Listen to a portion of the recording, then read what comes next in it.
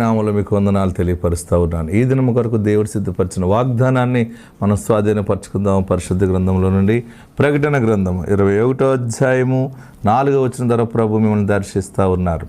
ప్రకటన గ్రంథం 21వ అధ్యాయము 4వ వచనంలో, ఆయన వారి కన్నుల ప్రతి బాష్ప బిందువును తుడిచివేయును, మరణము ఇక ఉండదు, దుఃఖమైనను ఏడ్పైనను వేదనైనను ఇక ఉండదు.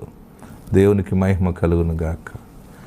నా ప్రియ సహోదరులరా, ఏడుస్తున్నావు, ప్రార్థిస్తున్నావు కదా, దేవుడు నీతో మాట్లాడుతున్నాడు. పరలోకము నుండి ఈ పరిశుద్ధమైన ప్రార్థనా శక్తి పరిచర్య ద్వారా నీతో మాట్లాడుతున్న గొప్ప మాట ఏంటంటే, నీ కన్నుల ప్రతి బాష్ప బిందువును తుడిచివేస్తాడు.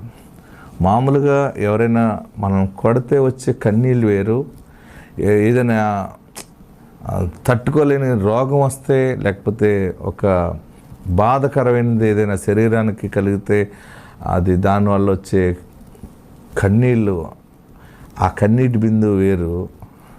కానీ హృదయము గాయం పడితే వచ్చేటువంటి కన్నీటి బిందువులు వేరుగా ఉంటాయి.